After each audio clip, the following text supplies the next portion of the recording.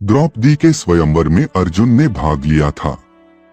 अर्जुन स्वयंवर की प्रतियोगिता जीत गए थे, लेकिन द्रुपद की पुत्री द्रौपदी को पांचों पांडवों के साथ विवाह करना पड़ा। द्रौपदी समय समय पर पांचों पतियों के साथ रमण करती थी। द्रौपदी ने एक एक वर्ष के अंतराल से पांचों पांडव के एक एक पुत्र को जन्म दिया। इस तरह द्रौपदी के 5 पुत्र थे। लेकिन अश्वत्थामा ने महाभारत के युद्ध के अंत में द्रौपदी के इन 5 पुत्रों का सोते समय वध कर दिया था। मित्रों, वीडियो पर अंत तक बने रहे और कहानी को गौर से सुनिएगा और चैनल को सब्सक्राइब कर लीजिएगा। तो चलिए कहानी को शुरू करते हैं। द्रौपदी महाभारत में एक ऐसा चरित्र है जिस पर जितना लिखा जाए उतना कम है। द्रौपदी से एक बार सत्यभामा ने पूछा था कि बहन, तुम्हारे पति पांडवजन तुमसे हमेशा प्रसन्न रहते हैं। मैं देखती हूँ कि वे लोग सदा तुम्हारे वश में रहते हैं, तुमसे संतुष्ट रहते हैं। तुम मुझे भी ऐसा कुछ बताओ कि मेरे श्याम सुंदर भी मेरे वश में रहें। तब द्रौपदी बोली, सत्यभामा, ये तुम मुझसे कैसी दुराचारिणी स्त्रियों के बारे में पूछ रही हो? जब पति को यह मालूम हो तो वह अपनी पत्नी के वश में नहीं हो सकता। तब सत्यभामा ने कहा, तो आप बताएं कि आप पांडवों के साथ कैसा आचरण करती हैं?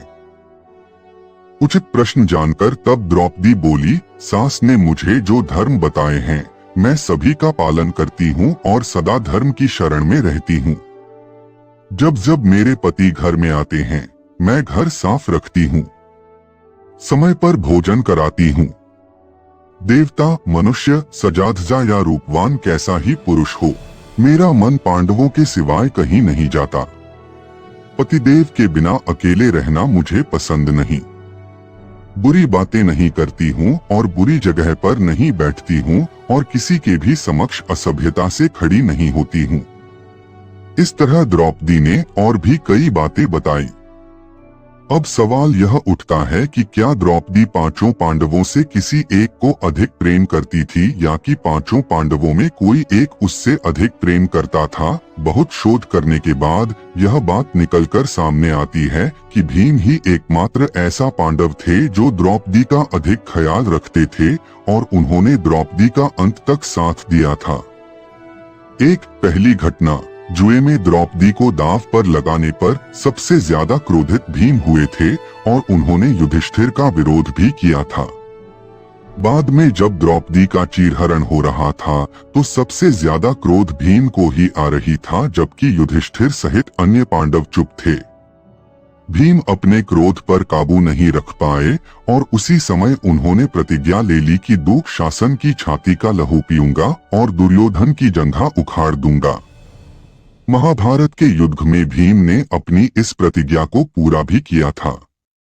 दूसरी घटना, राजा विराट के राजमहल में 5 पांडव भेष बदलकर 1 साल के अज्ञातवास में रह रहे थे।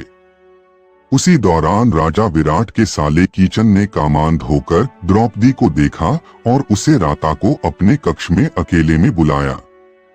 यह बात जब द्रौपदी ने भीम को बताई तो भीम ने कीचक का वध करने का प्रण लिया और रात के समय द्रौपदी की जगह खुद कीचक के कमरे में पहुंच गए। द्रौपदी समझकर जैसे ही कीचक ने भीम को हाथ लगाया, भीम ने कीचक को उठाकर पटक दिया। इसके बाद दोनों के बीच युद्ध हुआ और भीम ने कीचक का वध कर दिया। तीसरी घटना, जुए में अपना सब कुछ गवा देने के बाद जब पांडव वनवास की सजा काट रहे थे तब दुर्योधन के जीजा जयद्रथ की बुरी नजर द्रौपदी पर पड़ी। उसने द्रौपदी के साथ जबरदस्ती की और उसे रथ पर ले जाने का दुस्साहस भी किया, लेकिन ऐन वक्त पर पांडव आ गए और उसे बचा लिया। भीम ने तब जयद्रथ की खूब पिटाई की और द्रौपदी के आदेश पर जयद्रथ के सिर के बाल मुंडकर उसको 5 टोटियां रखने की सजा दी और सभी जनता के सामने उसका घोर अपमान करवाया। चौथी घटना, महाभारत के युद्ध की समाप्ति के बाद सभी पांडव सशरीर स्वर्ग गए थे। स्वर्ग अर्थात हिमालय के किसी क्षेत्र में जहां इंद्रादि का राज्य था।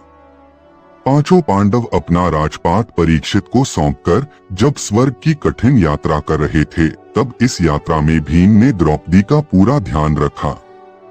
कठिन चढ़ाई और कांटों भरे रास्ते में हर जगह भीम ने द्रौपदी को हर संभव सहयोग किया। यात्रा के दौरान जब पांडव बद्रीनाथ पहुंचे और वहां से आगे बढ़े तो सरस्वती नदी के उद्गम स्थल पर नदी को पार करना द्रौपदी के लिए कष्टकर हो गया था। ऐसे समय में भीम ने एक बड़ा सा चट्टान उठाकर नदी के बीच में डाल दिया। द्रौपदी ने इस चट्टान पर चलकर सरस्वती नदी को पार किया था। कहते हैं कि माणा गांव में सरस्वती के उद्गम पर आज भी इस चट्टान को देखा जा सकता है। इसे वर्तमान में भीम पुल कहा जाता है। एक जगह द्रौपदी लड़खड़ाकर गिर पड़ी। द्रौपदी को गिरा देख भीम ने युधिष्ठिर से पूछा कि द्रौपदी ने कभी कोई पाप नहीं किया, तो फिर क्या कारण है कि वह नीचे गिर पड़ी? युधिष्ठिर ने कहा, द्रौपदी हम सभी में अर्जुन को अधिक प्रेम करती थी, इसलिए उसके साथ ऐसा हुआ। ऐसा कहकर युधिष्ठिर द्रौपदी को देखे बिना ही आगे बढ़ गए। जनश्रुति के अनुसार स्वर्ग यात्रा के दौरान द्रौपदी भीम का सहारा लेकर चलने लगी, लेकिन द्रौपदी भी ज्यादा दूर नहीं चल पाई और वह भी गिरने लगी। ऐसे समय भीम ने द्रौपदी को संभाला। उस समय द्रौपदी ने कहा, सभी भाइयों में भीम ने ही मुझे सबसे ज्यादा प्यार किया है और मैं अगले जन्म में फिर से भीम की पत्नी बनना चाहूंगी। थोड़ी देर बाद सहदेव भी गिर पड़े। तब भीम ने पूछा, सहदेव क्यों गिरा? युधिष्ठिर ने कहा, सहदेव किसी को अपने जैसा विद्वान नहीं समझता था, इसी दोष के कारण गिरना पड़ा। कुछ देर बाद नकुल भी गिर पड़े। भीम के पूछने पर युधिष्ठिर ने बताया कि नकुल को अपने रूप पर बहुत अभिमान था, इसलिए आज इसकी यह गति हुई है। थोड़ी देर बाद अर्जुन भी गिर पड़े। युधिष्ठिर ने भीम से कहा, अर्जुन को अपने पराक्रम पर अभिमान था। अर्जुन ने कहा था कि मैं एक ही दिन में शत्रुओं का नाश कर दूंगा, लेकिन ऐसा कर नहीं पाए। अपने अभिमान के कारण ही अर्जुन की आज यह हालत हुई है। ऐसा कहकर युधिष्ठिर आगे बढ़ गए। थोड़ी आगे चलने पर भीम भी गिर गए। तब भीम ने गिरते वक्त युधिष्ठिर से इसका कारण पूछा तो उन्होंने बताया कि तुम खाते बहुत थे और अपने बल का झूठा प्रदर्शन करते थे, इसलिए तुम्हें आज भूमि पर गिरना पड़ा। यह कहकर युधिष्ठिर आगे चल दिए। युधिष्ठिर कुछ ही दूर चले थे कि उन्हें स्वर्ग ले जाने के लिए स्वयं देवराज इंद्र अपना रथ लेकर आ गए। तब युधिष्ठिर ने इंद्र से कहा, मेरे भाई और द्रौपदी मार्ग में ही गिर पड़े हैं, वे भी हमारे साथ चलें, ऐसी व्यवस्था कीजिए। तब इंद्र ने कहा कि वे सभी शरीर त्याग कर पहले ही स्वर्ग पहुंच चुके हैं, लेकिन आप सशरीर स्वर्ग में जाएंगे। इसके बाद इंद्र और युधिष्ठिर रथ में बैठाकर स्वर्ग की ओर निकल पड़े।